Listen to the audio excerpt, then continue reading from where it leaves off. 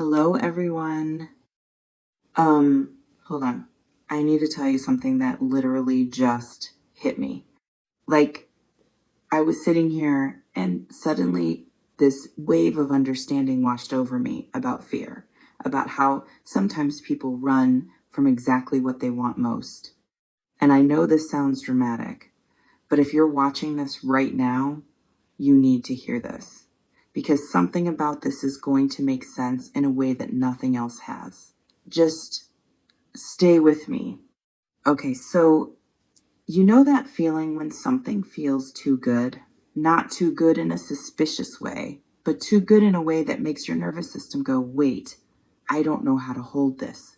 I don't know what to do with something that feels this right. Does that make sense to you? Because there's this thing that happens sometimes where someone meets you or gets close to you or starts experiencing you in a real way. And instead of relief, instead of joy, they feel scared. Not because you did something wrong, not because they don't want you, but because you feel too aligned, too much like what they've actually been looking for. Have you experienced that? Where someone pulls back not because the connection is bad, but because it's so good, it's threatening. Because if they let themselves have this, if they let themselves believe this is real, what happens if it goes away? What happens if they're wrong about it? Tell me in the comments if this feels familiar, because I think there's this phenomenon where people can handle mediocre connections pretty easily. They can handle relationships that are kind of good but not great. They can handle situations where they're not fully invested because there's not as much to lose. But when someone shows up who actually matches them, who actually sees them, who actually feels like home in a way they've been searching for, that's terrifying, you know? Um, and what's wild about it is from the outside, it doesn't make sense. Like if someone is clearly good for you, if the connection is clearly real, if the feelings are clearly there, why would you run from that? But fear doesn't care about logic. Fear doesn't care that something is good for you. Fear cares about survival. And sometimes survival means protecting yourself from the possibility of loss by not letting yourself have something in the first place. Does that make sense to you? It's like if I never fully let myself have this, if I keep some distance, if I protect myself from being all in, then when it inevitably ends, when it inevitably disappoints me, I won't be completely destroyed. That's the logic fear uses. And maybe you've been on the receiving end of that.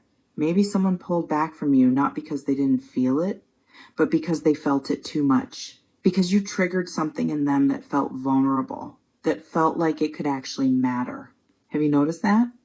How sometimes the people who seem most attracted to you are also the most scared of you. How the intensity of what they feel creates an equal intensity of fear about feeling it. Tell me in the comments if this feels familiar. Because when someone has been disappointed before, when they've been hurt before, when they've let themselves believe something was real and then it wasn't, they develop this radar for things that could hurt them that badly again. And you register on that radar.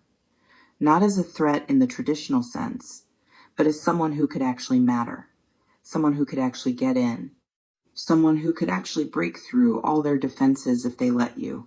And that's scary for them, you know? And I think what happens in these situations is there's often this push-pull where they move toward you because the connection is undeniable, but then they pull back because the vulnerability is overwhelming. And from your side, it can feel confusing. It can feel like, wait, I thought we had something. I thought this was real. Why are they acting like it's not? But it's not that it's not real. It's that it's too real. So real that their nervous system is like, danger, danger. This person could actually hurt you. Protect yourself. Pull back. Does that make sense to you? And the tricky part is you can't convince someone out of that fear. You can't logic them into feeling safe. You can't prove to them that you're worth the risk. They have to come to that conclusion themselves. They have to do their own internal work around why they're scared of good things, why they're more comfortable with distance than intimacy, why they run from what they actually want. Have you experienced that too? This awareness that someone's fear of you has nothing to do with you and everything to do with their own history, their own wounds, their own patterns of protecting themselves from disappointment. Tell me in the comments if this feels familiar. And I think when you realize that, when you understand that their pulling back isn't a rejection of you, but a reaction to their own fear, it can shift how you hold it. You can stop taking it personally. Stop wondering what you did wrong. Stop trying to be less of yourself to make them feel safer. Because the truth is, you feeling like too much isn't actually about you being too much. It's about them not being ready to hold what you're offering, you know? And maybe they felt this way from the beginning. Maybe from the first moment they really saw you, really connected with you. Part of them was like, oh no, this is the kind of person who could actually affect me, who could actually change things for me. And that realization, instead of being exciting, was threatening. Not because you're threatening, but because caring about someone, really caring, it makes you vulnerable. It gives someone else power. It means you could get hurt in a way that actually matters. Does that make sense to you? And maybe you've been wondering why they've been inconsistent, why they move close and then pull away, why they seem to feel something real but won't fully commit to it. And maybe this is why. Because they're caught between what they want and what they're scared of, between the pull toward you and the instinct to protect themselves from you. Have you noticed that pattern? Where someone clearly cares but acts like they don't, where someone clearly wants you but keeps distance anyway, where someone clearly feels the connection but won't acknowledge it fully.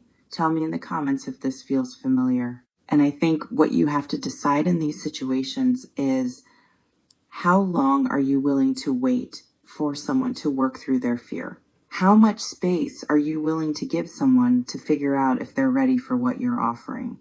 Because you can't force readiness. You can't convince someone to not be scared. You can only be clear about what you're available for and let them decide if they can meet you there, you know? And maybe they're working on it. Maybe they're processing. Maybe they're slowly realizing that running from you doesn't actually protect them. That the fear of losing you is becoming bigger than the fear of having you. Or maybe they're not.